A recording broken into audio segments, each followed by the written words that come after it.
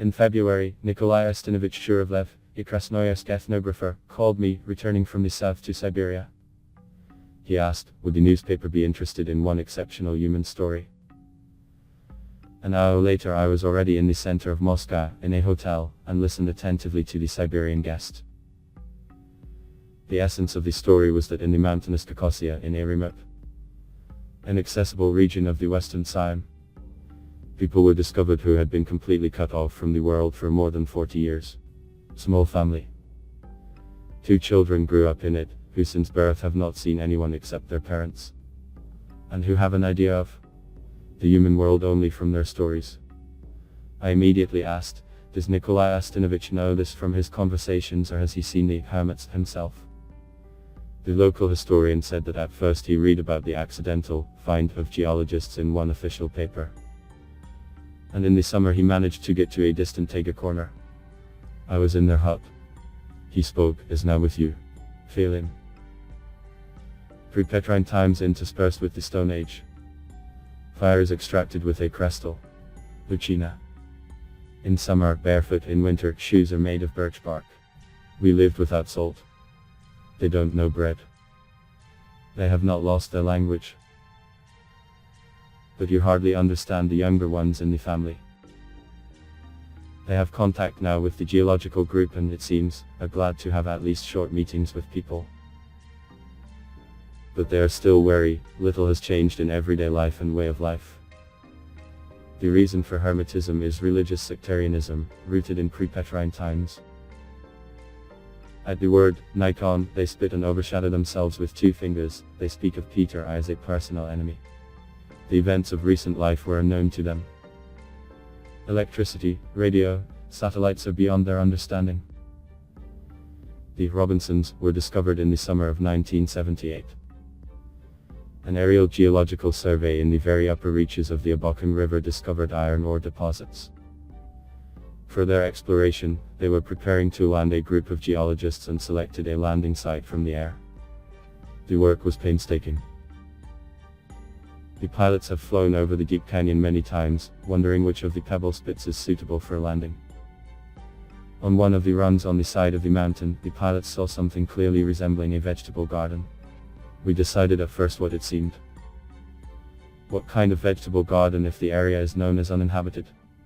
White spot, in the full sense, to the nearest settlement down the river 250 kilometers. And still a vegetable garden. Rows of furrows darkened across the slope, most likely potatoes. And a clearing in the dark massif of larch and cedar wood could not appear by itself. Cutting down. And long-standing. Descending as much as possible over the mountain tops. The pilots saw something like housing near the vegetable garden. Another circle was laid housing. There is also a path to the stream. And the blocks of chopped logs are dried. However, no people were to be seen. Riddle. On the map of pilots in such deserted places, any residential point, even a hunter's winter quarters empty in summer, must be marked. And here is a vegetable garden. The pilots put a cross on the map and, continuing their search for a landing site, they finally found it by the river, 15 kilometers from the mysterious place. When the geologists were informed about the results of exploration, they paid special attention to the mysterious find. There were 4 geologists who started work at the Volkovskaya ore deposit. 3 men and 1 woman, Galina Pismanskaya, who led the group, left alone with the taiga. They didn't lose sight of the fact that there was a mysterious vegetable garden somewhere nearby. It is safer to meet a beast in the taiga than a stranger. And, in order not to get lost in conjectures, the geologists decided to immediately clarify the situation. And here it is most appropriate to cite a record of the story of Galina Pismanskaya herself. Choosing a fine day, we put some gifts for our possible friends in our backpack. But just in case, I checked the pistol that was hanging on my side. The place marked by the pilots lay at about a kilometer mark up the mountainside. Rising, we suddenly went out onto the path. The sight of her, even to an inexperienced eye, could tell.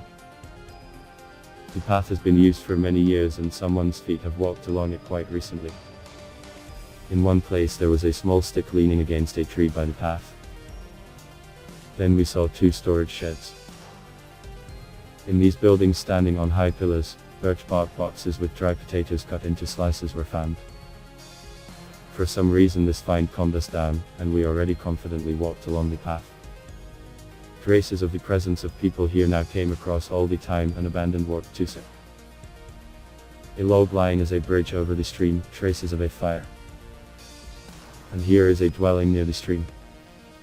The hut, blackened by time and rains, was furnished on all sides with some kind of taiga rubbish, bark, poles, and gaps. If it were not for a window the size of my backpack pocket, it would be difficult to believe that people live here. But they undoubtedly lived here. Next to the hut there was a well-groomed vegetable garden with potatoes, onions and turnips. A hole with fresh earth adhered to it lay at the edge. Our arrival was evidently noticed. The low door creaked, and into the light of day, as in a fairy tale, the figure of an ancient old man appeared, barefoot. On the body there is a patched shirt made of burlap. From her there are trousers, and also in patches, an unkempt beard, disheveled hair on the head, frightened, very attentive look, and indecision, shifting from foot to foot, as if the earth had suddenly become hot. The old man silently looked at us. We were also silent. This went on for a minute. I should have said something. I said, "Hello, grandfather. We are visiting you." The old man did not answer immediately. He stomped, looked around, touched the strap on the wall with his hand, and finally we heard a quiet, indecisive voice, "Well, come in if you came." The old man opened the door and we found ourselves in a musty, sticky darkness. Again there was a painful silence, which suddenly broke into sobs and lamentations. And only then did we see the silhouettes of 2 women. One fought in hysterics and prayed, "This is for our sins, for our sins." The other, holding on to the pillar that supported the sagging mat, slowly sank to the floor.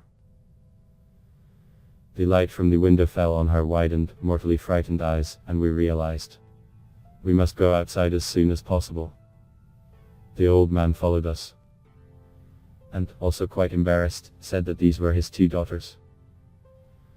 Letting our new acquaintances come to their senses, we laid out a fire on the side and got something from the food. In half an hour, about from under the canopy of the hut, 3 figures approached the fire: a grandfather and his 2 daughters. There were no more signs of hysteria, fear and open curiosity on their faces. Those who came up resolutely refused to be treated with canned food, tea and bread. "We can't do that." On a stone hearth near the hut, they put a small iron pot with potatoes washed in a stream, covered the dishes with stone tiles and waited. To the question, "Have they ever eaten bread?" the old man said, "I ate something. And they don't. Have not even seen." The daughters were dressed the same as the old man, in homespun hemp sacking. The cut of all the clothes was also baggy, holes for the head, a belt string, and all solid patches. The conversation didn't go well at first. And not only because of embarrassment. We could hardly understand the speech of our daughters. It contained many ancient words, the meaning of which had to be guessed. The manner of speaking was also very peculiar, a dull recitative with a pronunciation in the nose. When the sisters talked among themselves, the sound of their voices sounded like slow, muffled cooing. In the evening, the acquaintance had advanced quite far, and we already knew. The old man's name was Karp Lykov, and the daughters were Natalia and Agafya. Surname Lykovs. The youngest, Agafya, during the conversation, suddenly declared with obvious pride that she could read. Having asked permission from her father, Agafya slipped into the house and returned with a heavy, smoked book. Opening her on her knees, she chanted, just as she spoke, recited a prayer. Then, wanting to show that Natalia could also read, she put the book on her lap. And after that everyone was significantly silent. It was felt that the ability to read was highly valued by these people and was the subject of, perhaps, their greatest pride. "Can you read?" Agafya asked me. All 3 of them waited with curiosity for my answer. I said that I can read and write.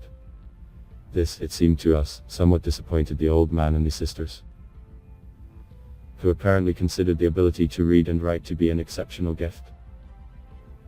But skill is skill, and I was now accepted as an equal. My grandfather, however, considered it necessary to immediately ask if I was a girl. In terms of voice and the rest, like a girl, but the clothes. This amused me and my 3 companions, who explained to Karp that I can not only write, read, but also I am the head of the group. Your deeds are inscrutable, Lord, said the old man, crossing himself. And the daughters also began to pray. With prayer, our interlocutors interrupted a long drawn-out conversation. There were many questions from both sides. And the time has come to ask the main question for us. How did these people end up so far from people? Without losing caution in the conversation, the old man said that he and his wife left people at God's command. We cannot live in peace. The gifts we brought, a piece of linen, threads, needles, fishing hooks, were accepted here with gratitude. The sisters, looking at each other, stroked their hands, looked at the light. The first meeting ended there. The parting was almost friendly. And we felt, they will be waiting for us in the forest hut now. One can understand the curiosity of 4 young people who unexpectedly met a fragment of almost fossil life. On every fine free day, they hurried to the taiga cache. It seemed that we already knew about the fate of the taiga recluses, who aroused curiosity, surprise and pity at the same time, when it suddenly turned out that we didn't know everyone in the family yet. On the 4th or 5th visit, the geologists did not find the owner in the hut. The sisters answered evasively to their questions, he will come soon. The old man came, but not alone. He appeared on the path accompanied by 2 men. In the hands of the road. The clothes are still the same, patched sacking. Barefoot. Bearded. They were no longer young, although it was difficult to judge their age. Both watched with curiosity and worry. Undoubtedly, they already knew from the old man about the visits of people to the cache. They were already prepared for the meeting. Yet one could not restrain himself at the sight of the one that most aroused their curiosity. The one walking first turned to the other with an exclamation, to try, girl. The girl is standing. The old man appealed to his companions, and presented as his sons. This is the elder, Savvin. And this is Dimitriy, born here. At this performance, the brothers stood with their heads down, leaning on the road. It turned out that they lived in a family separately for some reason. 6 kilometers away, near the river, stood the hut with a vegetable garden and a cellar. It was the male branch of the settlement. Both taiga huts were connected by a trail along which they walked here and there almost every day. Geologists also began to walk along the path. The friendliness was sincere, mutual. Yet we had no hope that the hermits would agree to visit our base camp, located 15 kilometers down the river. Painfully often we heard the phrase, "We cannot do this." And what our surprise was when one day a whole detachment appeared at the tents. The old man himself is at the head, followed by the kids, Dimitriy, Natalia, Agafya, Savvin. An old man in a high cap made of musk deer camas, his sons in hoods made of burlap. All 5 are dressed in sackcloth, barefoot, in the hands of the road.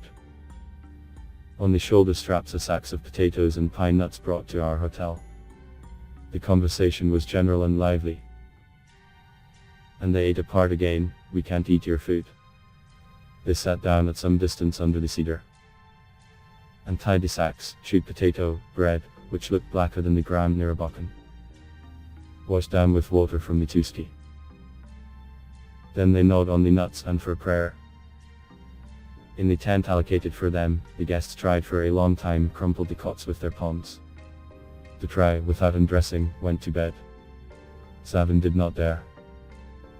He sat down next to the bed and so, sitting, slept. I later found out, he adapted himself to sleep in the hut. The food is more pleasing to God. The practical head of the family crumpled the edge of the tent in his hands for a long time. tried to stretch the canvas and clinked his tongue. Oh, strong, good. On trousers, there will be nowhere. In September, when there was already snow on the char, it was time for the geologists to leave.